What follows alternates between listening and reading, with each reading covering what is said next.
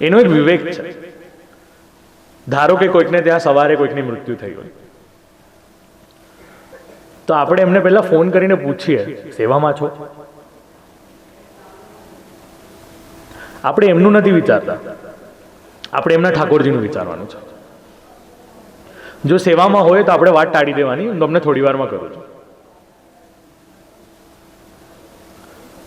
એમને થોડી વાર પછી ફોન કરીને પૂછવાનું, ઠાકોરજી પોડી ગયા, અનવસર આવી ગયા? હા પાડે પછી કહેવાને સમાચાર દેવાના છે. તમે વૈષ્ણવની વ્યવસ્થા કરી રાખજો. કોણ છે હું તમને કહું છું. એટલે એ વૈષ્ણવની વ્યવસ્થા કરી લે, પછી એમને ફોન કરીને કહેવાનું. 3 ફોન કરવાના. હવે તો મફત છે ફોન, 2,500 રૂપિયા તમે વર્ષના ભરો છો. લે લીલા લેર જેટલી વાત કરવી કરી શકો. અને હવે તો નવો જમાનો આવ્યો, વિડીયો કોલ. ભલે બ્લર હોય, સામેવાળાને ભાન પડતી હોય નહીં, પણ આપણે વિડીયો કોલ તો ખરેખર કરવો પડે. ઠીક છે ને, વિડીયો કોલ પર સમાચાર આપો કે આ વ્યક્તિનું થયું છે. પછી એ વ્યક્તિ એના બ્રાહ્મણને જઈને પૂછશે, મારા આ થાય, મારે કેટલા દિવસનું પાડવાનું? 1નું, 3નું, 16નું, 15નું. અચ્છા, પાછો એમાં બીજો તમને પ્રોબ્લેમ કહો આપ લોકોને. હસબન્ડ વાઈફ હોય એટલે બધું સેમ પાડે, પણ જરૂરી નથી. વાઈફની સાઈડનું હોય, પિયરની સાઈડનું હોય વાઈફનું, તો હસબન્ડને બધા રૂલ્સ લાગુ નથી પડતા, એને થોડા ઓછા રૂલ્સ લાગુ પડે છે. એટલે કમ્પલસરીલી તમારે તમારા સાથે એમને રાખવા હોય તો આખી વસ્તુ અલગ છે. આ બધું તમે નિર્ણય લો. આના કરતા એક બ્રાહ્મણને ફોન કરો ને, અને બધા પાસે પેટીએમ છે. એક ફોનના કન્સલ્ટેશનના એમને 101 પણ આપી દેશો ને, એમને વાંધો નથી. તમારે કન્સલ્ટેશનના પર આર આપવા પડે છે ને બીજા બધાને. આ સૌથી કોસ્ટ ઇફેક્ટિવ કન્સલ્ટન્સી છે વર્લ્ડની, જ્યાં વિધાઉટ કોટેશન તમારા લાઈફનું કલ્યાણ થાય છે.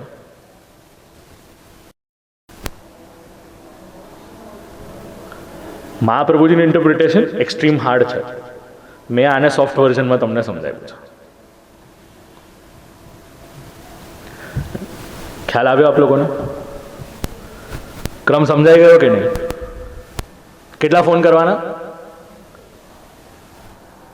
પહેલા ફોનમાં શું પૂછવાનું? ઠાકોરજી. બીજામાં પૂછવાનું પરવારી લીધું કે નહીં, પછી સમાચાર દેવાના. ત્રીજામાં ખ્યાલ આવી ગયો? અચ્છા, અને કોઈકને આમ હરક પદુડાની એક્સાઇટમેન્ટ હોય, મારા ઘરે કંઈક થઈ ગયું છે, મતલબ સારો પ્રસંગ આવી ગયો, તો શું કરવાનું? આ ખરાબ પ્રસંગ હતો. સારા પ્રસંગમાં સેમ પેટર્ન છે, ખાલી ડિફરન્સ એટલો છે, એમને દર્શનનો અધિકાર વધારે સારી રીતે, અને જો સેવાની સગવડ ન હોય તો તમે રેશમી વસ્ત્રથી સેવા કરી શકો છો, પણ એ ગુરુ આજ્ઞા લઈને કરવાનું હોય છે. અને મને એક વસ્તુ બહુ સારી રીતે સમજાઈ રહી છે, જ્યારે ટ્રુથ બોમ્બ્સ આવી રહ્યા હોય ને ત્યારે બધાને સાયલન્સ ગમતી હોય, એટલે ત્યારે બધા મૌન હોય. એટલે તમને આ વાત ખરેખરમાં સમજાઈ ગઈ છે, મને એનો આનંદ છે. પણ જય જયકાર કરો એટલે મને સમજાય કે તમને સમજાઈ ગઈ છે. શ્રી ગોવર્ધનનાથ કી. સરસ.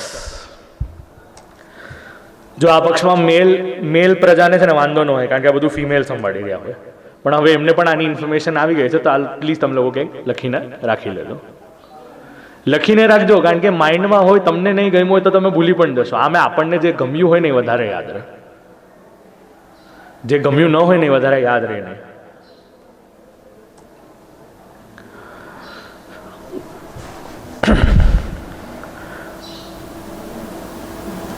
પછી પરિવારજનોને ઇત્યાદિને આપ લોકોને પછી કહીએ. હવે બ્રાહ્મણોને શા માટે કહેવું? મેં કહી તો દીધું બ્રાહ્મણોને કેવું, પણ શા માટે કેવું એનો વિચાર જરાક કરો. એમને ઘરે બોલાવવાના હોય આપણે, શા માટે બોલાવવાના?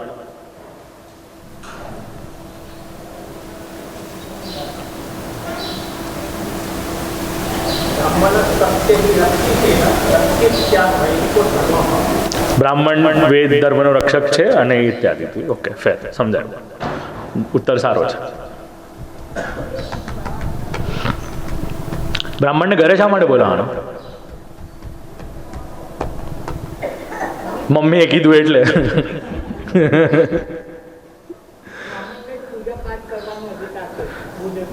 ભૂદેવને વૈદિક કાર્ય કરવાનો અધિકાર છે એટલે. ઓકે, બરાબર. મહાપ્રભુજીનો પર્સપેક્ટિવ છે, શાસ્ત્રમાં તેવો છે, સર્વ દેવતાઓનો વાસ બ્રાહ્મણમાં છે. જે બ્રાહ્મણ રૂલ્સ અને રેગ્યુલેશન્સનું પાલન કરતો હોય, જે બ્રહ્મ નામનો તત્વ છે એને વિચારતો હોય, એવો બ્રાહ્મણ ઘરે આવે.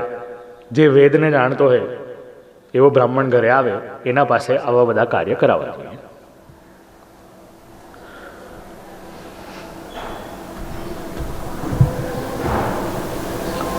જ્યારે આપણે ત્યાં પુત્રનો જન્મ થાય અથવા તો પુત્રીનો જન્મ થાય, અહીંયા શબ્દ મૂક્યો છે પુત્ર.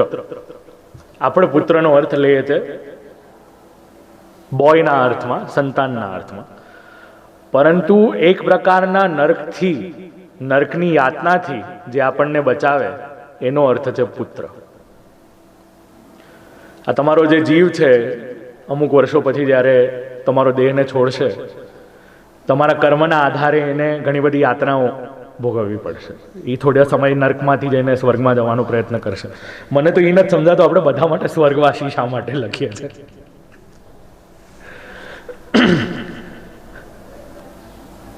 પાંડવોએ પણ અમુક સમય નર્કમાંથી કાઢવો પડ્યો હતો. તો એ નર્કની યાતનામાંથી જે બચાવે છે એ પુત્ર. અને કેવી રીતે? તો આપણે ત્યાં એક ક્રમ છે જેનું નામ છે શ્રાદ્ધ.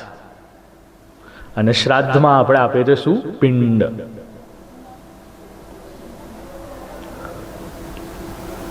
અને હજી એક શબ્દ આવે છે જેનું નામ છે તર્પણ. આમ જલની અંજલિ લઈને પોતાના વડીલોને તર્પણ કરવામાં આવે છે.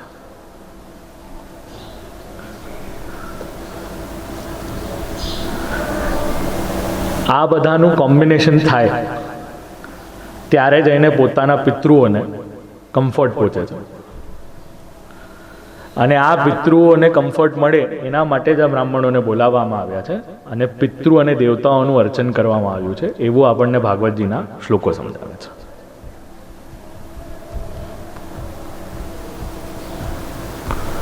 આ હજી નંદ મહોત્સવનો બીજો શ્લોક છે. મને સમયની છૂટ આપી ને એટલે પૂરો સદુપયોગ કરું છું.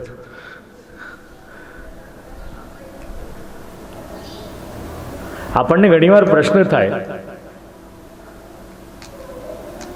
કે ભગવાનમાં આટલું ગુણ છે, ભગવાન ષટગુણ સંપન્ન છે, ગુણાતીત છે, પણ છતાંય આવી બધી લીલા શા માટે કરે છે?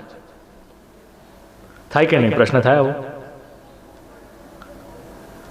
ભગવાને આ લીલા શા માટે કરવી પડી હતી? અને આ એક જવાબ છે જે હમણાં કદાચ નહીં સમજાય પણ આગળ જઈને જરૂર સમજાશે. તમારા બધા લૌકિક ઝંઝાળ છોડાવવા માટે અને તમારું ભગવાનમાં ફોકસ રહે એના માટે જ ભગવાન આવી બધી લીલાઓ કરી છે.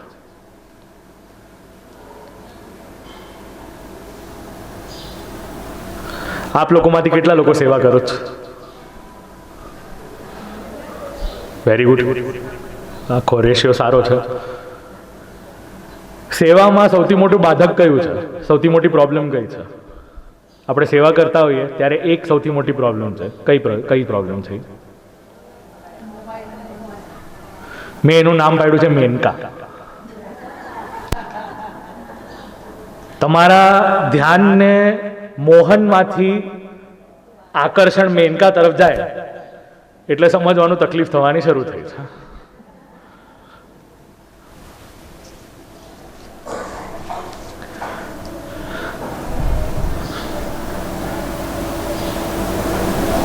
આવી જ મેનકાવાળી ઘણી બધી તકલીફો આ ભાગવતજીના 5મા અધ્યાયથી 10મા અધ્યાય સુધીમાં પણ ઘણી બધી જગ્યાએ આવે છે. તમને અને મને એવું લાગતું હોય કે જીવનમાં આપણી પ્રાયોરિટીઝ ભગવાન હોવી જોઈએ, પણ ભગવાન હોતી નથી. આપણને એમ લાગે કે દ્રવ્ય કમાવવું અનિવાર્ય છે એટલે ભગવાન માટે સમય મળતો નથી. હું આનો પણ એક બહુ સિમ્પલ સોલ્યુશન આપું. તમે દ્રવ્ય શા માટે કમાવો છો? જો આ પ્રશ્નનો ઉત્તર તમે ભગવાન સાથે જોડી દેશો, તમારી લાઈફ સોલ્વ થઈ જશે. પછી આપણા ઘરના બીજા લોકો જે સેવામાં નહીં પણ આવતા હોય એને પણ એવું લાગવા લાગશે કે મારું દ્રવ્ય શ્રી ઠાકોરજી અંગીકાર કરી રહ્યા છે. ઇટ્સ જસ્ટ અબાઉટ પર્સ્પેક્ટિવ, અને પર્સ્પેક્ટિવ ડિસ્કશનથી આવશે.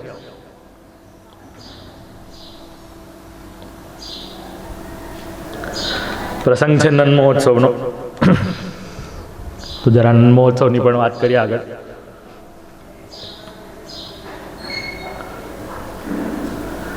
હવે જે સ્થાન છે ગોકુળ, આપણે કીર્તન સાહિત્યમાં કહીએ છીએ ને મહામહોત્સવ શ્રી ગોકુલ ગામે, તો અહીંયા તો એવું નથી કે નારદજી જેમને જ્ઞાન છે વધુ, કે વ્યાસજી જેમને જે જ્ઞાનાવતાર છે પ્રભુના, કે અન્ય રાજાઓ જનક જેવા ઇત્યાદિ બધા રાજાઓ હોય જેમના પાસે જ્ઞાન બહુ વધારે છે. આ એક સ્થાન છે જ્યાં ઘણું અજ્ઞાન છે, અને છતાંય ભગવાનનો ઉત્સવ ત્યાં યોજવામાં આવી રહ્યો છે. સૌથી મોટો સંદેશ આપણને અહીંયા મળી રહ્યો છે કે આપણને બહુ ખબર ન પણ હોય ને, એનો મતલબ એમ નથી કે આપણે ઉત્સવનો આનંદ માણી ન શકીએ. રીતના અને રીતના ચક્કરમાં ઘણીવાર પ્રીત ન ભૂલી જવી.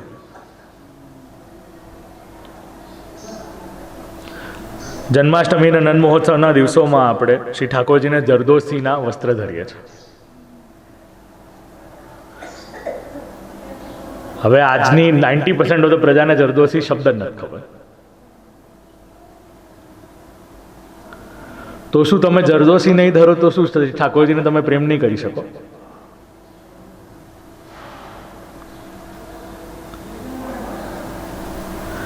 બસ આ જ ડિફરન્સ સમજવાનો છે રીત અને પ્રીતનો. રીત હશે પણ પ્રીત નહીં હોય તો એ કર્મકાંડ થઈ હશે.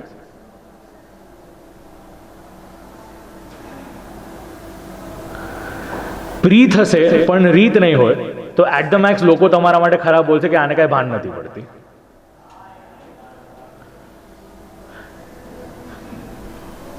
ગુસાઈજીના વાર્તા સાહિત્યમાં એક સ્ત્રી હોય છે,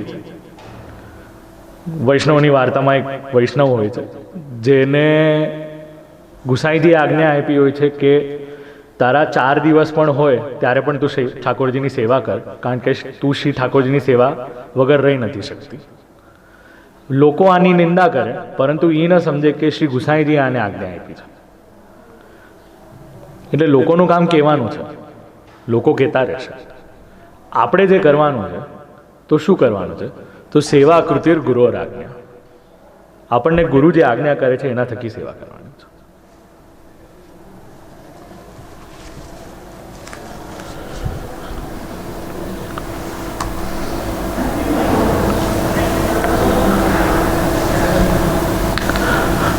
હવે ઘરમાં વૃદ્ધિ થઈ હોય તો આપણે દાન દેવાનું કે નહીં દેવાનું? હા કે ના? તો કે કયું દેવાનું? ઓકે, સોરી, વધાઈના દાન દેવાના. ઓકે, હું તમને એક સોલ્યુશન આપું. ગૂગલ કરવા કરતા બ્રાહ્મણોને ફોન કરો, પૂછવાનું વિપ્રવર્ય ઘરે પુત્રનો જન્મ થયો છે, કયા દાન દેવાના?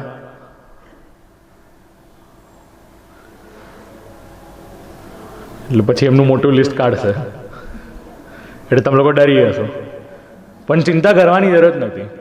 શાસ્ત્રએ તમારી કેપેસિટી સમજીને એના માટે પણ વિચાર કરેલો છે. અહીંયા નંદરાયજી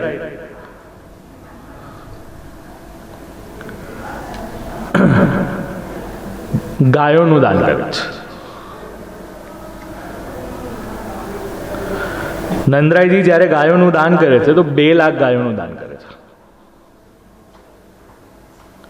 કેવી ગાયો? એમાં રત્ન છે, રત્ન, જેને તમે પ્રેશિયસ જ્યુલ્સ કહો છો આજની જનરેશન. પછી સોનું અને વસ્ત્ર. જેના સિંગ પણ મંડાયેલા છે સોનાથી, એવી ગાયો દાનમાં આપી રહ્યા છે. એટલું જ નહીં, તલના 7 પર્વત પણ આપ્યા છે દાનમાં.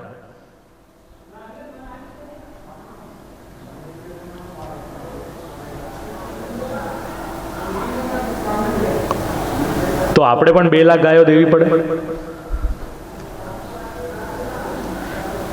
આજે એક ગાયનો ભાવ છે લગભગ 50,000 થી 1 લાખ રૂપિયાનો. કરી લો મેથેમેટિક્સ. 2 લાખ ઇન્ટુ 1 લાખ કેટલા થયા? મારું મેથ સારું નથી, સોરી, હું મેથ્સનો પ્રોફેસર નથી. આપ લોકોનું મેથ સારું હશે. Kapil, can you please calculate for me? 2 lakh into 1 lakh. Too many zeros. તો આપણે આટલું દેવાનું કે નહીં દેવાનું?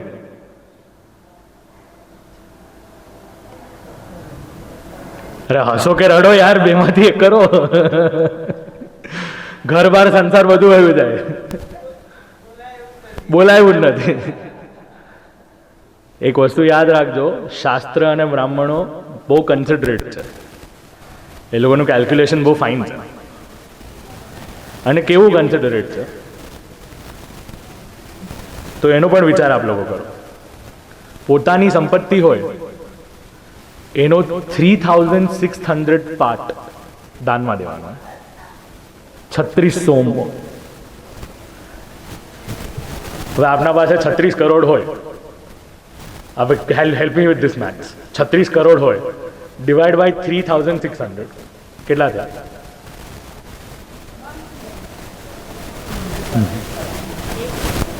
$36 કરોડ ડિવાઈડ બાય 3600. એ 2 ઝીરો કાઢો એટલે 36 લાખ થયા. અને 36 ડિવાઈડ બાય 36 એટલે 1 બચ્યો, એટલે 1 લાખ. હવે બરાબર છે કે નહીં? કે હજી પણ થોડી તકલીફ થઈ રહી કોઈકને આમાં? 36 કરોડ હોય તો તમારે 1 લાખનો દાન. સોરી, આવીને પછી હે ભગવાન, આ છે ને ઓલા લગ્નના રિસેપ્શન જેવું નથી કે ભાઈ 800 રૂપિયાની ડીશ લખાવી તો 400 તો આવે પાછા. ના ના, એવું નથી.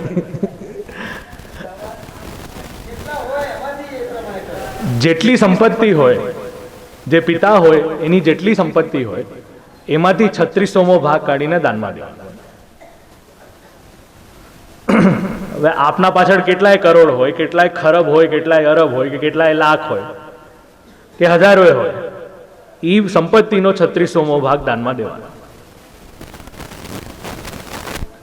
આ ધર્મશાસ્ત્ર છે ને આટલું ફ્લેક્સિબલ છે. તમે સગવડિયું કહો છો ને, સગવડિયું નથી, આ સમજણ વાળું છે. હવે આપણને ઘણી વાર ક્વેશ્ચન થાય 3600 પણ શા માટે?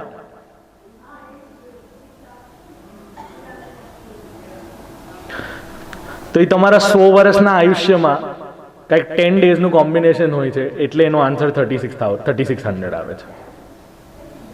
શુદ્ધ અને અશુદ્ધ દિવસનો થોડા પ્રકાર છે, પણ હવે વધારે નથી સમજાવતો. તમે લોકો જ્યારે ફર્સ્ટ સ્ટાન્ડર્ડથી સેકન્ડ સ્ટાન્ડર્ડમાં આવી જશો ત્યારે હું તમને 3600નું પણ રીઝનિંગ કહીશ, એના પહેલાં નહીં કહું.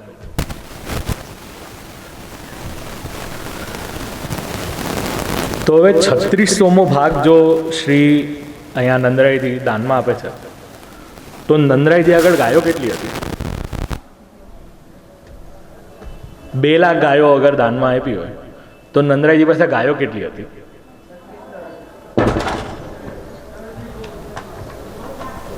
હા, એ ફિગર સાંભળીને મારું પેડ હલી ગયું.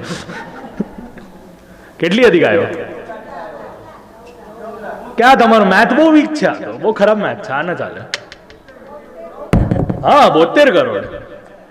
સંપત્તિનો 3600મો ભાગ દાનમાં દેવાનો હોય. તમને 1 લાખ ગણાવી ને મેં, 1 લાખની 2 લાખ થઈ, કેટલામાંથી થઈ? 36 કરોડમાંથી થઈ. તો 36 કરોડમાંથી 1 લાખ આવી તો 2 લાખ તો 72 કરોડમાંથી જ આવે ને. 72 કરોડ ગાયો હતી નંદરાયજી આગળ. આપણને લાગે કે આપણા માઇથોલોજીકલ કેરેક્ટર્સ બહુ પુઅર હતા, ધન સંપત્તિ નહોતી. ઘણીવાર આપણે એમ ક્વેશ્ચન કરીએ, આખો એક રાજા કેવી રીતે આખા એક દેશનો માલિક હોઈ શકે, આખું રાજ્ય કેવી રીતે હોઈ શકે? આ કેવલ અને કેવલ નંદરાયજીની સંપત્તિ હતી. હવે વિચાર કરી લો, આના પહેલા આપ લોકોએ જે હિરણ્યકશ્યપુની કથા સાંભળી, કે તમે પૃથુરાજાની કથા સાંભળી, તે બધા રાજાઓની સંપત્તિ કેવી હશે?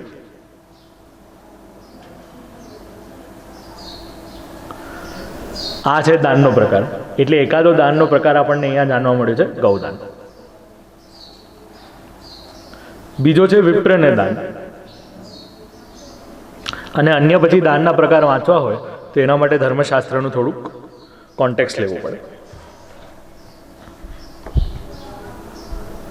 આનંદ આ જે શબ્દ છે એ આપ લોકો રાસ જ્યારે આવશે ત્યારે વધારે સારી રીતે સમજશો. પણ અહીંયા શબ્દ મૂક્યો છે પ્લેઝર. એને આપ લોકો નેગેટિવ સેન્સમાં નહીં લેતા. આ ઇન્ટોક્સિકેશન વાળું પ્લેઝર નથી, આ સ્પિરિચ્યુઅલ પ્લેઝર છે. આ ઈ આનંદ છે જેની અભિવ્યક્તિ આપ લોકોએ હમણાં થોડો સમય પહેલા નંદઘેર આનંદ ભયોમાં તાળીઓ વગાડી વાગાડીને, જેને કીર્તન સાહિત્યમાં કહેવાય છે ગ્વાલ દેત હૈ હેરી ઘર ઘર, આપ લોકો જે સામે તાળીઓ વગાડી રહ્યા હતા એને હેરી કહેવાય છે.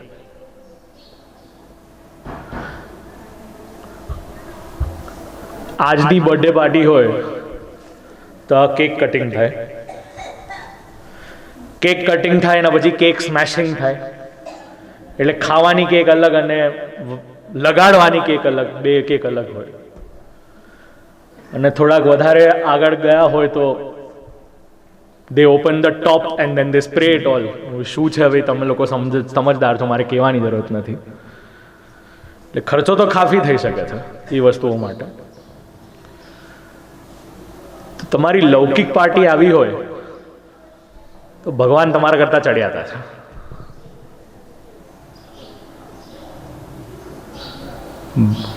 પ્રભુનું પ્રાગટ્ય થયું અને ત્યારે નંદ મહોત્સવ થયો હોય ત્યારે કેટલી સામગ્રી સિદ્ધ થાય છે મહાભોગમાં, એ તો મેં આપ લોકોને કહી જ દીધી. હવે જે પલનો સજ્યો હોય ત્યાં એક બાજુ દૂધઘર, એક બાજુ વનસખડી, અને આપ લોકો કઈ સામગ્રી ગઈકાલે ધરી હતી? પંજરી. પંજરીની સામગ્રી ખાસ કરો.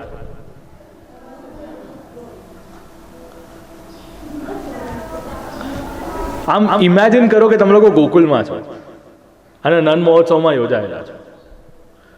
તમે દ્રશ્ય જોઈ રહ્યા છો.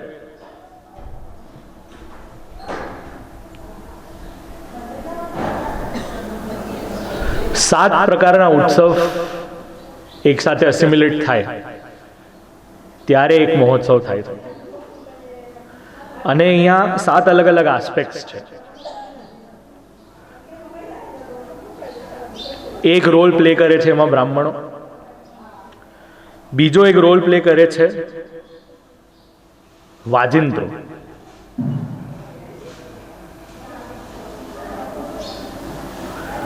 વાજિંત્રોના પ્રકાર આપ લોકો સમય મળશે તો રાસમાં વધારે સારી રીતે સમજશો. પણ જે મ્યુઝિકલ ઇન્સ્ટ્રુમેન્ટ્સ છે એ તમારા માઇન્ડને શુદ્ધ કરી શકે છે, એ તમારા માઇન્ડને શાંત કરી શકે છે, એ તમારા હૃદયમાં રહેલા રસને ઉત્પન્ન કરી શકે છે.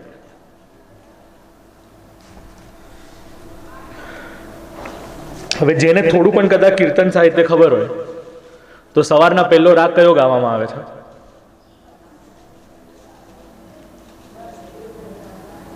દેવગંધાર. રાત્રિના સમયે 12 વાગ્યાથી લઈને સવારે 5 કે 6 વાગ્યા સુધી દેવગંધારને રાગ ગાવામાં આવે છે.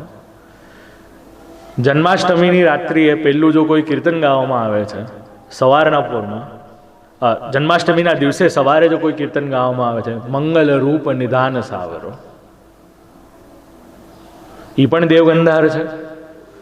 આપ લોકો રાત્રિના સમયમાં જે પણ ગાઓ છો, વ્રજ ભયો મહર કે પૂત જબયહ બાત સુની, જે સુરદાસજીની રચના છે એ પણ દેવગંધાર છે. અને એના પછી આપ લોકો ગાઓ છો ભૈરવ, તિહારો દરસ મોહે ભાવે શ્રી યમુનાજી. તો એ ભૈરવ જે રાગ છે, કેવો રાગ છે? તો કે રાત્રિનો સમય અને સૂર્યોદય થવાનો હોય એ સમયના ટાઈમમાં રાત્રિ જેવી રીતે સ્લોલી પસાર થઈ રહી હોય તો એ રાગનો મૂડ અને સેન્ટિમેન્ટ પણ તમારા મનને સ્લોલી ઊભો કરે છે.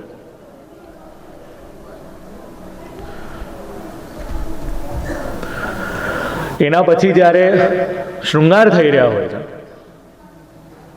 ત્યારે રામકલી ગાવામાં આવે છે. તો જેવી રીતે સૂર્ય ધીરે ધીરે ખીલીને આવતો હોય એવી જ રીતે રામકલી રાગ પણ ખીલીને તમારા અંદરના ઇમોશન્સને બહાર કાઢે છે. એટલે તો આપણે ત્યાં પલ્લાના ઘણા બધા કીર્તનો રામકલીમાં છે.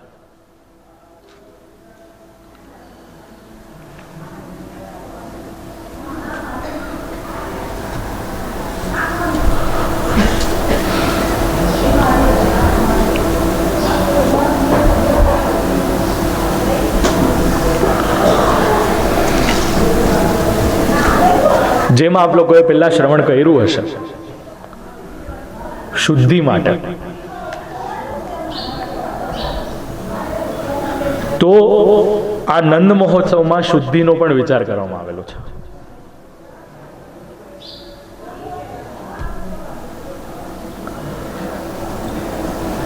હવે મારો એક પ્રશ્ન છે અને એનો આપ લોકો જવાબ આપજો.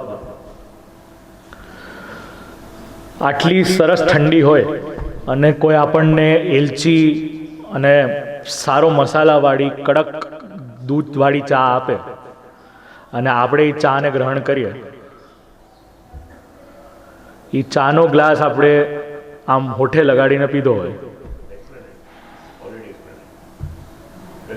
અને એ ચા જે પ્રકારનો આનંદ તમને આપે છે એ તમે ક્યાર સુધી માણી શકો? કેટલા કલાક સુધી માણી શકો? ચા હોય ત્યાં સુધી?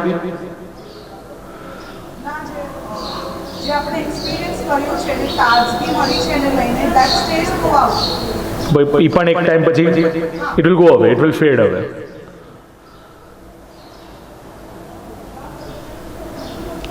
આ એક મેજર ડિફરન્સ છે મૂડ સિમ્યુલેટર્સનું વર્સિસ એક સિરેનિટીનું. તમને મૂડ સિમ્યુલેટર્સ જોઈએ છે તાકી તમે પંપઅપ થઈને કામ કરી શકો. ઉત્સવનો નેચર જ એવો છે કે તમારું સિરીન માઇન્ડ ઓટોમેટિકલી મૂડ સિમ્યુલેટ કરી લે. એના માટે તમારે કોઈ એક્સટર્નલ ઇન્ટોક્સિકેશન કરવાની જરૂર નથી. તમારે કફાઈન કે નિકોટીનની જરૂરત નથી પડતી. ઉત્સવ હોય ને એટલે તાબડતોબ આપણી એનર્જી ઓપન અપ થવા લાગે. પણ એ જ્યારે એનર્જી ઓપન અપ થઈ રહી હોય એના માટે ઘણી બધી પ્યોરિટી એસેન્શિયલ હોય છે. જેમ મને કહ્યું, આપ લોકોએ કથામાં ઓલરેડી ક્લેનલીનેસ અને પ્યોરિટીનો વિચાર કરી લીધો છે. તો તમારા અને મારા જીવનમાં ઘણી બધી વસ્તુઓ છે જેને રીપ્યોરિફાય કરવું પડે છે.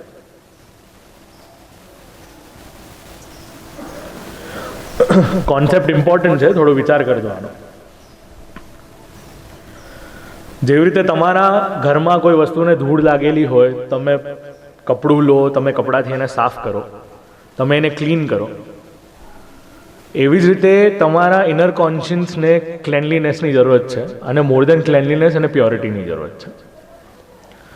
કારણ કે આપણી અંદરની ઇકોસિસ્ટમ એટલી ફાઇન છે કે એ જલ્દી મેલી થઈ જાય છે. એ ઓપિનિયનેટ બહુ જલ્દી થઈ જાય છે, મેલી બહુ જલ્દી થઈ જાય છે. તો એને સ્ટેબિલાઇઝ કરવા માટેના શાસ્ત્રે ઘણા બધા વિચાર કર્યા છે. એનો શ્લોક આપ લોકોને અહીંયા વંચાય છે, કાલેન સ્નાન શૌચાભ્યામ ઇત્યાદિ.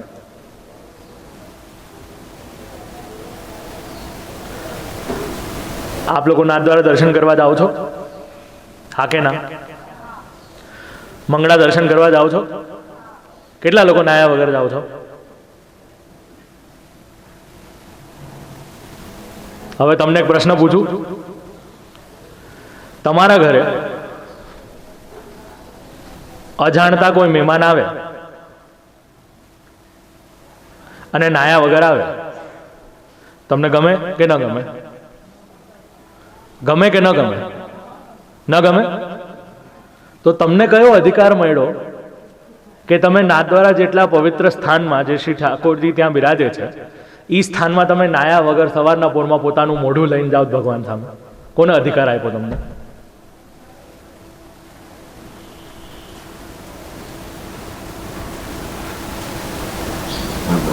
Okay.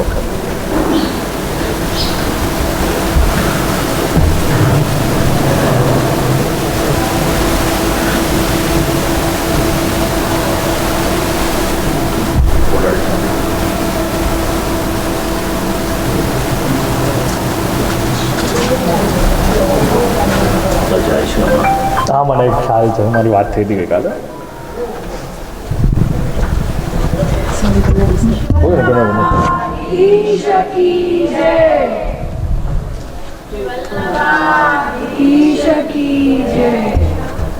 Hi. Do like this. Do like this. Thank you.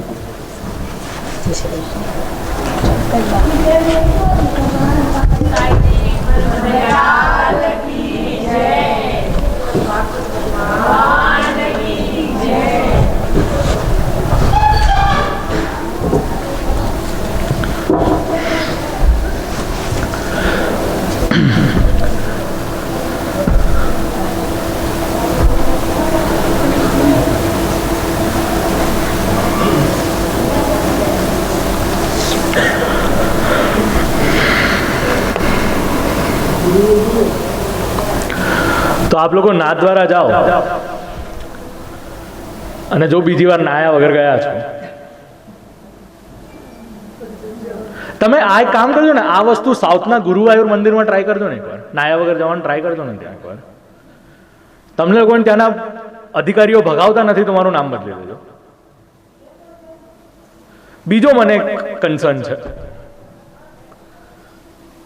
આપણે ભગવાનના દર્શને જઈએ છીએ, કેટલા મહિલાઓ અને પુરુષો મસ્ત જીન્સ અને ટોપ પહેરીને ભગવાનના દર્શને જાય છે.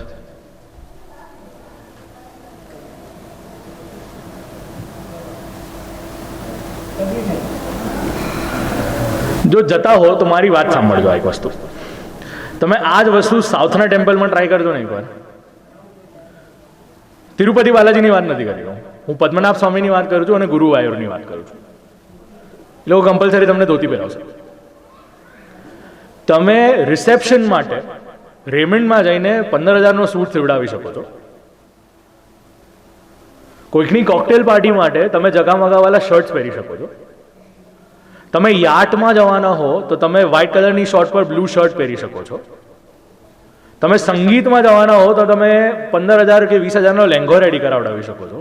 પણ જ્યારે દર્શનની વાત આવે છે ત્યારે લગર વગર કપડાં પહેરીને શા માટે દર્શન કરવા જાઓ છો? એ મંદિરનું સ્થાનનું કોઈ ઇમ્પોર્ટન્સ નથી કે? ઘણા લોકો ચડ્ડીમાં જાય, કઈ રીત છે આપણી? અને પછી આપણે બોલીએ હિન્દુ હિન્દુઓ માટે કઈ કરતું નથી. અરે પોતે શું કર્યું એનો તો વિચાર કરો. ક્રિશ્ચિયાનિટીમાં એ લોકો એમની સન્ડે વાળી પ્રેયર મીટિંગ્સ હોય, એ લોકો ડ્રેસ કોડ પહેરીને જાય છે. એક પક્ષ હશે આ 31st આ 31st વાત કરું છું. એક પક્ષ હશે જે ક્લબ્સમાં બેઠો હશે અને બીજો પક્ષ હશે જે એકચ્યુઅલી ચર્ચમાં બેઠો હશે. તો આપણે કોને જોવાનું છે? ફર્સ્ટ વાળાને કે સેકન્ડ વાળાને? હું એમ નથી કહી રહ્યો કે ફર્સ્ટ રોંગ નથી, એ પોતાના કોન્શિયન્સ પર છે. તમને રાઈટ લાગે છે તો રાઈટ છે, તમને રોંગ લાગે છે તો રોંગ છે, તમારા પર છે. પણ ખરેખર તમારે જોવાનું તો સેકન્ડ વાળાને છે. તો એ વ્યક્તિ વર્ષમાં એકવાર જાય છે અને ડ્રેસ કોડ પહેરીને જાય છે. આપણે વર્ષમાં 2 જ વાર નાથદ્વારા જઈ રહ્યા હોય છે. તો આપણે ત્યાં પોતાની કન્વિનિયન્સ જોઈ રહ્યા છે. જેવી રીતે સ્નાનથી પોતાની દેહની શુદ્ધિ છે, એવી જ રીતે આ દેહને પણ અલંકાર કરવા માટે વસ્ત્ર તો બરાબર જ પહેરવા પડે છે ને.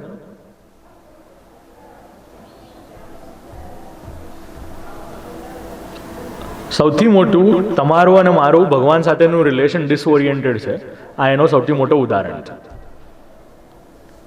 આપણી માનસિકતા આપણા વસ્ત્ર પરથી જાણવા મળે છે.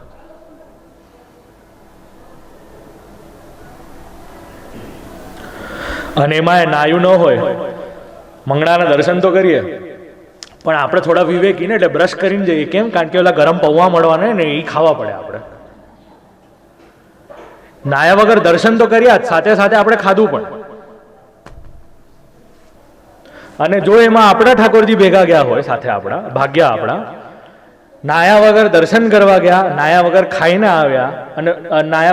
આવ્યા અને પછી નાઈને આપણે શ્રી ઠાકોરજીના મંગળા કરાવશું. એટલે પોતે તો પેટ પૂજા કરી લીધી, ભલે આપણા ઠાકોરજી પછી 9-10 વાગે આરામથી કરે મંગળા.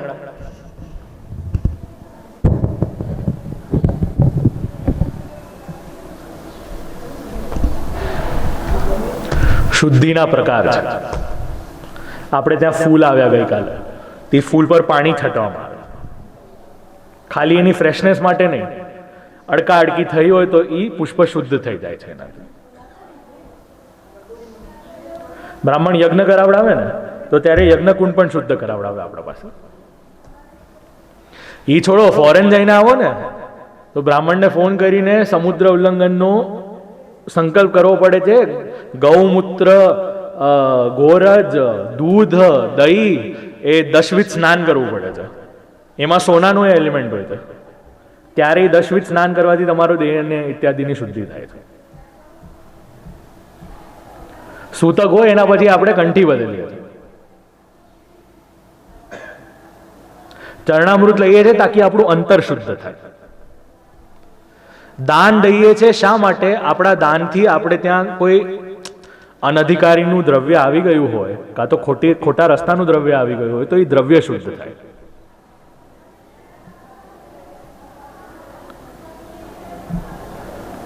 આપણે ત્યાં કોઈ પાત્ર યુઝ કર્યું હોય, કોઈ યુટેન્સિલ યુઝ કર્યું હોય, હવે આપણે પોતાના માટે યુઝ કરી લીધું હોય, પછી શ્રી ઠાકોરજી માટે યુઝ એનો કરવાનો હોય ને તો એને અગ્નિથી તપાવવામાં આવે છે.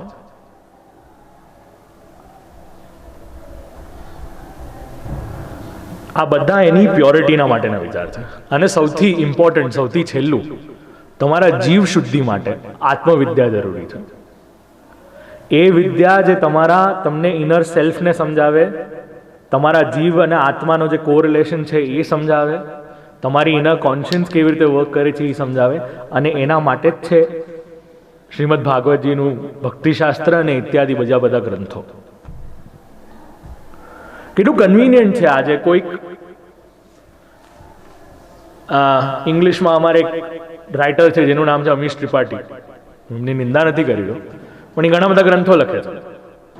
મેલુઆ ઇત્યાદિ, એમને ઘણા બધા ત્રિશુલ ઇત્યાદિ ગ્રંથો લખ્યા છે. આજની મારી યુવા જનરેશનને ધર્મ સમજવો હોય તો એ ડિરેક્ટલી વાંચે છે. પણ મને એક વસ્તુ આપ લોકોને કેવી છે, ડાયજેસ્ટ વાંચીને કેવલ એક્ઝામ પાસ થાય છે, વિષય સમજાતો નથી.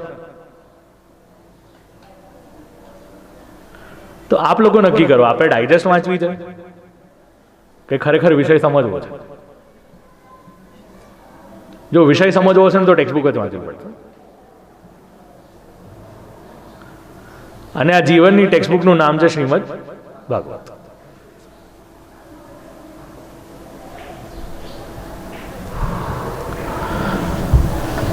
આનંદ છે ને બધાને કે બધા ટેન્શનમાં છો? હા, એ જનરલી બહુ સેલ્ફ રિયલાઇઝેશન વધારે થઈ જાય ને પછી બધાને પરસેવા છૂટવાનું શરૂ થાય. છૂટે છે તો સારું છે, કારણ કે ગુજરાતીમાં કહેવત છે, જાગ્યા ત્યારથી.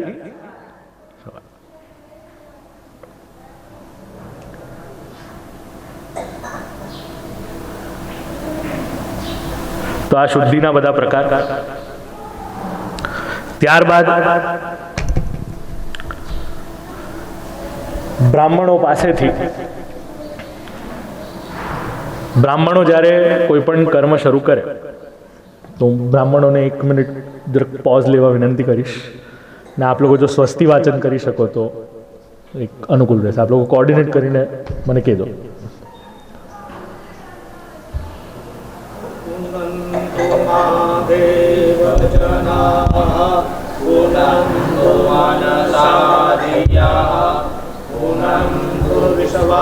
ભૂતાનિ જાત વેદઃ પુનીહિમાતે માં વાચં કલ્યાણી વદામિ જનેભ્યઃ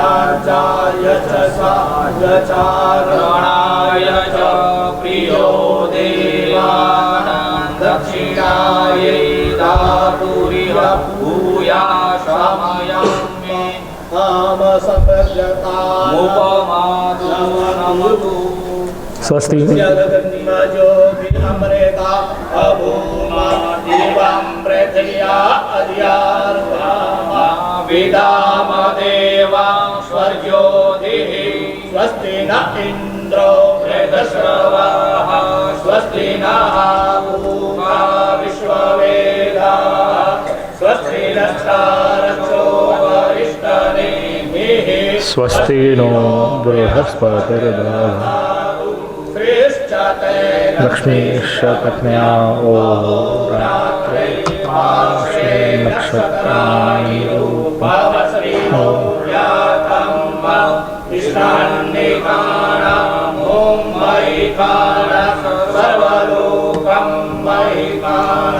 હરિ ઓમ. બ્રાહ્મણો તમારા ઘરે કોઈક વૈદિક કાર્ય કરાવવા આવે તો સ્વસ્તિ વાચન કરે છે. સ્વસ્તિના ઇન્દ્રો વૃદ્ધશ્રવાહ, સ્વસ્તિના પૂખા વિશ્વ ઇત્યાદિ જે શ્લોકોનું ગાન, મંત્રોનું ગાન કરે છે. તો આટલી મોટી મહામારી થઈ હતી ત્યારે ઘણા બ્રાહ્મણો ઘણા બધા અનુષ્ઠાન પણ કર્યા હતા આ મહામારીમાંથી આપણે બહાર આવીએ એના માટે. તો એ વિપ્રો આવ્યા હોય એ વેદના પૌરાણિક ઇત્યાદિ મંત્ર અને શ્લોકોનું ગાન કરે છે અને તમારે ત્યાં જે પ્રસંગ થાય છે એને ખૂબ સારી રીતે ન્યાય પણ આપે છે. તો અહીંયા પણ સૌમંગલ્ય ગિરો વિપ્રા ઇત્યાદિ શ્લોકોમાં એનું અનુસંધાન આપણે લઈ શકીએ છીએ. જ્યારે આપણે ત્યાં પ્રસંગ હોય ત્યારે સૂત માગધ વંદીજન આવે. ઘણા લોકો આપણા પૂર્વજોના સારા કર્મ કરેલા હોય એને યાદ કરે છે. ઘણા લોકો આપણી પ્રશંસા કરે છે અને ગાયકો પણ આવે છે. આપણે ત્યાં કોઈ સારો પ્રસંગ થઈ રહ્યો હોય તો આપણે ગીતો ગાઈને આપણે એને વધાવીએ પણ છે. એટલે આજનો નવો કોન્સેપ્ટ નથી કે આજે સંગીત સંધ્યા તમે લોકો સ્પેશિયલી કરવા લાગ્યા. કોઈ પણ સારો પ્રસંગ હોય ત્યારે ગાયકો તો આવે જ છે અને મંગલ ગીતો ગાય છે. અને આપ લોકો ઓલું ટ્રેન્ડી ગીતો ગાયું જશે, હેરી સખી મંગલ ગાવરી, ધરતી અંબર સજાવરી. તો મને આનંદ છે ગઈકાલે હું જ્યારે આવ્યો અને એના પહેલાં પણ મેં શ્રવણ કર્યું હતું કે ધોળ હોય, પદ હોય, ગીત હોય, પુષ્ટિના કોઈ સંગીત હોય, આપને ઘરમાં આ સંસ્કાર છે. અને પ્રભુને એ જ પ્રાર્થના કરીશ કે આ જે ધરોહર છે એ આગળ મળતી રહે, વહેતી રહે અને એવી રીતે ગવાતું રહે એવી વિનંતી હું શ્રી ઠાકોરજીના શ્રી ચરણમાં કરીશ.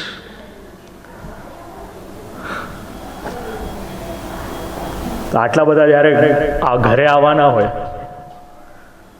તો ગુજરાતીમાં ઓલું લગર વગર વાળું ઘર ચાલે કે ઘર બરાબર હોવું જોઈએ? ઘર બરાબર હોવા માટે ચિત્ર, ધ્વજા, પતાકા. આપ લોકોને તો કદાચ ખ્યાલ હશે, મારી જનરેશનને તો આ જોવાય નથી મળ્યું. ઘરના બહાર પાણી લઈને છાંટવામાં આવે. એન્ટ્રન્સ હોય એના પછી આપ રંગોળી તો કરો જ, પણ બહારનો જે ગેટ સુધીનો એરિયા હોય એ પાણી લઈને છાંટવામાં પડે. આમળાના પાન હોય એના તોરણ બાંધવામાં આવે. એવું કહેવાય છે કે આમળાના પાનથી ઓક્સિજનનું ક્યુરેશન બહુ સારું રહે છે. એટલે આપણે તોરણ બાંધીએ, ધ્વજા, પતાકા. એના આપણને if you go and see કીર્તન સાહિત્ય, તો કીર્તન સાહિત્ય's job is to complement Shrimad Bhagavat. તમને ભગવાનની કોઈ લીલા સમજવી હોય ને તો એનો બહુ સારો સિક્રેટ કહો આપ લોકોને.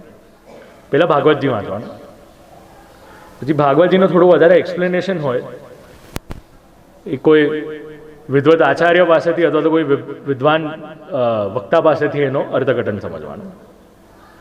એના પછી કીર્તન સાહિત્યને ત્યાં કમ્પેરિઝન માટે મૂકવાનું.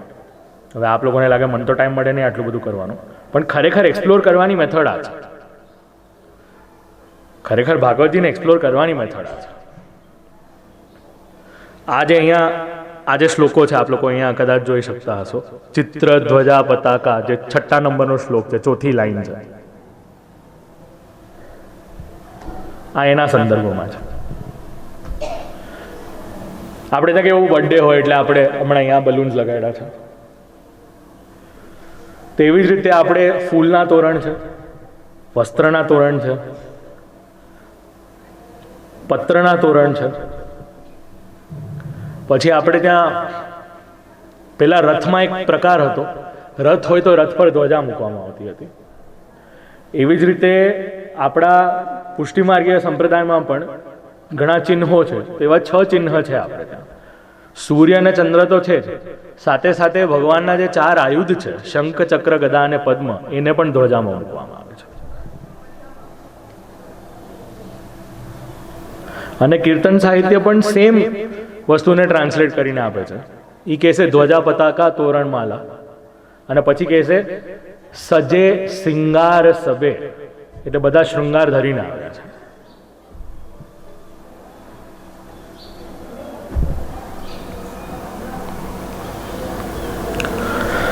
વ્રજમાં સર્વત્ર ઘર, આંગણા, રસ્તા એ બધાને સાફ કરવામાં આવ્યા છે. આનાથી આપણને એક સોશિયલ મેસેજ એ પણ મળે છે. આપણા ઘરે પ્રસંગ હોય ને અને આપણે કોઈ સોસાયટીમાં રહી રહ્યા હોય ને, તો આપણે જ જવાબદારી લેવાની સોસાયટી સાફ કરાવવાની.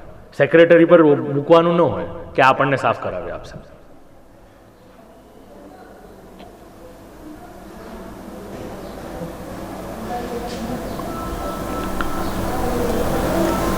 ઘરને સજાવવામાં આવ્યું. ત્યારબાદ ગાય, વૃષ અને વાછરડા, જે આપ લોકો અહીંયા 7મો શ્લોક વાંચો છો ને, ગાવો વૃષા વત્સતરા, એમને પણ હળદી અને તેલથી એક કલર રેડી કરવામાં આવ્યો છે. અને આપ લોકો જે નાથદ્વારામાં જે દર્શન કરો છો ગોવર્ધન લીલાના દિવસોમાં, ગાય કાન જગાઈ ઇત્યાદિમાં, તો ગાયો પર ચિત્ર દોરવામાં આવેલા હોય છે. એમના ઉપર મોરપીંછ પછી લગાડવામાં આવેલા હોય છે. બસ એવું જ કંઈક સુંદર દ્રશ્ય અહીંયા આપણને પણ જોવામાં આવે છે. આભરણ, વસ્ત્રો અને મોરપીંછથી ગાયોને પણ શણગારી છે.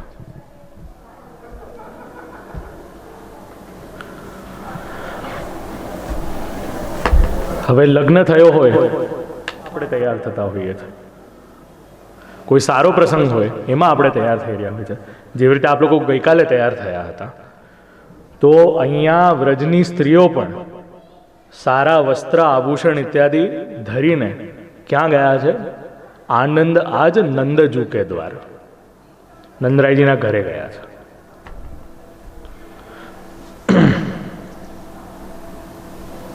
કેવા ગયા છે?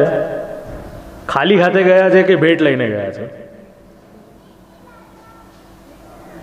ભેટ લઈને ગયા છે. પાછા આજકાલ આપણે થોડા વધારે પોલિશ થયા, અરે ફોર્મેલિટીની શું જરૂરત હતી? પ્રેમથી લાવ્યા લો ને ભાઈ. એક બાજુ આપણે ઓલા 400-800 ગણતરી કરવાની અને એક બાજુ આ કરવું. હું આપને પર્ટિક્યુલર નથી કર્યું, ઇન જનરલ કહી રહ્યો છું. એક બાજુ આપણે ગણતરી કરીએ, ચાલો વધાવમાં 2 લાખ આવી જશે, 5 લાખનો ખર્ચો કરે તો 3 લાખ જાતે દેવાના. કરવી જ નહીં ને આના કરતા બધી ગણતરી. આવશે જોઈ લેશું, જે દેવાનું છે દઈ દઈશું. એટલે let's keep a practical mind. માણસ હિપોક્રેસીમાં જાય છે ત્યારે અટવાય છે. બ્લેક એન્ડ વ્હાઇટ હોય છે ત્યારે એને વાંધો આવતો નથી. એ ભેટ લાવ્યા છે અને ભેટ લીધી છે, સિમ્પલ છે. કોઈના પણ ઘરે આપણે ખાલી હાથે જતા નથી. સારો પ્રસંગ હોય કાંઈ લઈને જવાનું. આજકાલ બધાના બર્થડે આવે ને એટલે બહુ મોટી અમારા યંગસ્ટર્સમાં છે ને પ્રોબ્લેમ સ્ટાર્ટ થાય, ગિફ્ટ શું દેવાની. મેં નક્કી કર્યું છે આપણે જેવા એવી ગિફ્ટ દેવાની. હું પંડિત તો હું પુસ્તક આપું. કોઈ દિવસ વાંચે જ નહીં માણસ. પછી હું વિચારું મારા ભાગ્ય ખરાબ છે, ના મારા નથી, એના ખરાબ છે. કારણ કે એને મોમેન્ટો આપીશ, એ ઇન્સ્ટાગ્રામ પર એક દિવસ નાખશે, 25,000 લોકો એની વાવા કરશે, પછી મોમેન્ટો ક્યાં હશે એના કબાટમાં ભગવાન જાણે. પુસ્તક વાંચશે, જીવન બદલશે, પણ એ લોકો સુધી વાત સમજાતી નથી.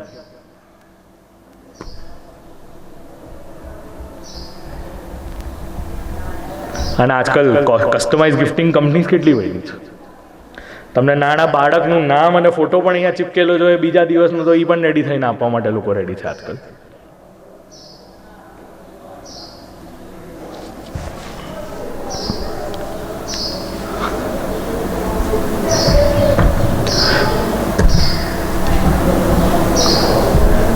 શૃંગારમાં એક એવી વસ્તુ છે જે ન ધૈર્યું હોય તો એ શૃંગાર ઇનકમ્પ્લીટ હોય છે.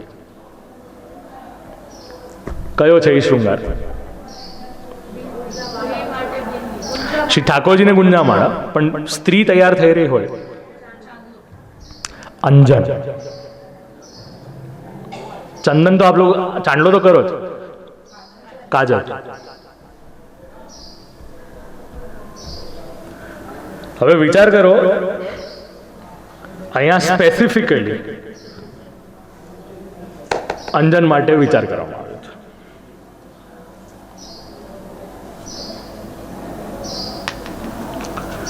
એક વસ્તુ યાદ રાખજો, આપણે ફોરેનમાં નથી, આપણે ઇન્ડિયામાં છે. સૌભાગ્ય લગાડવાનું સૌભાગ્ય એ આપણા દેશને મળ્યું છે. તો એ સૌભાગ્ય લગાડવાનું આપણા દેશના પુરુષો અને સ્ત્રીઓ બેવને મળ્યું છે. તો આપણે સૌભાગ્યવાન થઈને, સૌભાગ્યવતી થઈને, સૌભાગ્યવાન વતીને આપણા માથા લગાડીએ તો આપણે વધારે સારા લાગશું.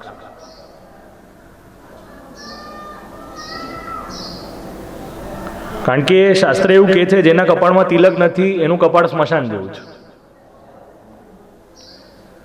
હવે જે વસ્તુ વર્ષમાં એકવાર જવાની હોય થોડી રોજ માથે લગાડે જવાનું હોય. સમજ્યા ને મારી વાત? અને ધારો કે તમે જે જગ્યાએ જવાના હો એ રિલિજિયસલી થોડી એક્સેપ્ટેબલ ન હોય, તો શાસ્ત્ર તો જલથી પણ તિલક કરવાની આજ્ઞા આપે છે. હવે બોલો, શાસ્ત્ર સગવડિયું છે કે સમજણવાળું છે? સમજણવાળું. Very good. શ્રી ગોવર્ધનનાથ કી.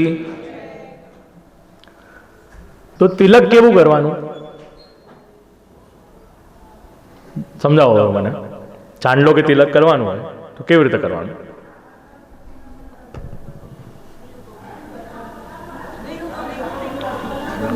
ભીનું કંકુ લઈને કરવાનું. બરાબર બરાબર. રિંગ ફિગરથી કરવાનું. બરાબર બરાબર. કંકુ કયું લેવાનું? હળદરનું કંકુ લેવાનું. અને ક્યાંથી લેવાનું? બોરીવલી માર્કેટમાંથી? હા ના, હૈદરાબાદથી લેવાનું. બોરીવાલી વાળું કંકુ લગાડો ને માથું ચડે. તમને છે ને 4 ચા પીશો ને તો એ તમારું માથું આમ દુખવા લાગશે. આમ જે હળદરથી ઘસેલું હોય એવું કંકુ લેવાનું. અને કંકુનું ઈ છે ને 10 રૂપિયાના પેકેટમાં ના આવે, એ 1000 રૂપિયા કિલો આવે. ઈ કંકુને તમે લગાડો ને તો તમને આયુર્વેદિક પોઈન્ટ ઓફ વ્યૂથી પણ બેનિફિટ્સ છે, સ્પિરિચ્યુઅલ વેથી પણ બેનિફિટ્સ છે, તમારા મધ્ય કેન્દ્ર બિંદુને પણ બેનિફિટ છે એનાથી. અને પ્લસ તમારો જે આપણો જે પુષ્ટિ સંપ્રદાયનો જે નિયમ છે તિલક કરવાનો, એ મેઇન મર્યાદા પણ આપણે એનું પાલન કરીએ છીએ. જો આપણે એટલા ભાગ્યવાન નથી, અહીંયા તો લખ્યું છે નવું કેસર પીસીને તિલક કરવાનો હોય. તિલકના પ્રકાર આપ લોકોએ જાણ્યા જ હશે, પણ છતાંય મારા સેટિસ્ફેક્શન માટે કહી દઉં છું. આપણે તિલક કરી રહ્યા હોય ત્યારે જનરલી આપણી રિંગ ફિંગર યુઝ કરી રહ્યા હોય છે. અને જ્યારે આપણે સામે શ્રી ઠાકોરજીને પણ તિલક કરી રહ્યા હોય તો 1 2 મેથડ આ છે, ટેકનિકલ મેથડ આ છે. 2 વાર. બીજી વાર લેવાનું ન હોય, પણ એનો એ જ એને સ્પ્રેડ બરાબર કરવાનું હોય છે. ઘણા લોકો આમ કરીને 2 વાર કરતા હોય છે. એક્સેપ્ટેબલ છે, પ્રોબ્લેમેટિક નથી. પણ તમે કોઈ બીજી આંગળી લો તકલીફ ત્યાં લેવાની શરૂ થાય. ચોખા એટલા લેવાના જેટલા લગાડી શકાય. આખો મુઠ્ઠો લઈને ચોટાડવાનો ન હોય ત્યાં. 2 દાણા લેવાના, 2 દાણા લગાડવાના. કેવા લગાડવાના? હળદર. મંગલ પ્રસંગ હોય ત્યારે હળદર હોય, મંગલ પ્રસંગ ન હોય ત્યારે ચોખા શ્વેત હોય.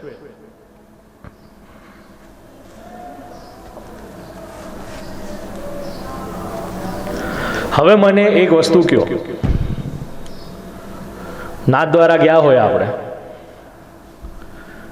લાખ લોકોની ભીડ હોય, 10,000 લોકોની ભીડ હોય, એમાં તમને કોઈ આઈડેન્ટિફાઈ કરવાના હોય, સરળ પડે અઘરું પડે? ડિફિકલ્ટ પડે ઇઝી પડે? પણ એમાં પુરુષોએ જો તિલક કરેલો તો કેટલું ઇઝી પડે?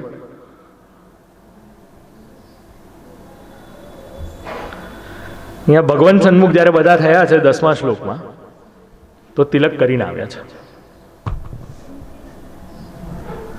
ગાયોની શોભા કઈ, ગોપો પણ જે વસ્ત્ર પહેર્યા છે ને એ નૂતન પહેર્યા છે. અહીંયા એકચ્યુઅલી કીર્તન સાહિત્યમાં એના માટે ખૂબ સારો ઓલો પણ છે. હું તમારા માટે એકચ્યુઅલી કીર્તન લખીને આવ્યો હતો, પણ પછી ગાવાનું જ રહી ગયું મારાથી. રાતી પીરી ચોલી પહેરે નૌતન ઝુમક સારી. નૂતન, ત્યાં શબ્દ નૂતન મૂકવામાં આવ્યો છે. એટલે આપણા માટે સૌથી મોટું ગ્રીન સિગ્નલ છે. હર જન્માષ્ટમી નવી સાડી લઈ શકાય. Please make the most of it ladies, make the most of it. દર જન્માષ્ટમી નવી સાડી પહેરવાની, નો ક્વેશ્ચન આસ્ક.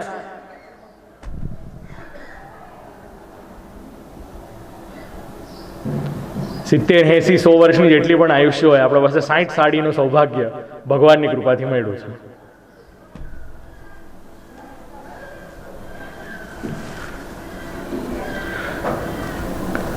આપણી મેન્ટાલિટી આપણા ક્લોથ્સથી ડિફાઇન થાય છે, અને એટલે જ આપણે આ સારા પ્રસંગોમાં સારા કપડાં પહેરીએ છીએ. આજકાલ આપણે પહેરીએ છીએ શો ઓફ માટે. એકચ્યુઅલી શો ઓફ માટે નહીં, એને આપણે પોઝિટિવ એન્વાયરમેન્ટમાં રહેવાનું છે, પોઝિટિવ અપ્રોચથી લઈને રહેવાનું છે. પણ આપણે એમાં પણ અરે યાર આનું ગુચીનું છે, મારું તો ઓલાનું છે, આપણી ત્યાં કમ્પેરિઝન સ્ટાર્ટ થઈ જાય છે. જેની જેટલી શક્તિ એની એટલી ચાદર, એના એવા કપડાં.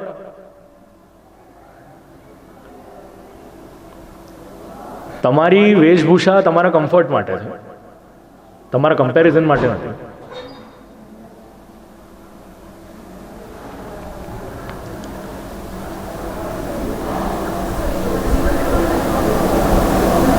ત્યારબાદ વસ્ત્ર તો આપ ધારણ કરીએ, પણ કાનમાં કુંડળ ધારણ કરવાના હોય,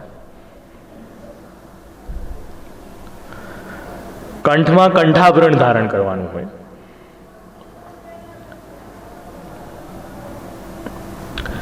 વાળ ગૂંથ્યા હોય, કેશ ગૂંથ્યા હોય તો એમાં પુષ્પ પધરાવવામાં આવે.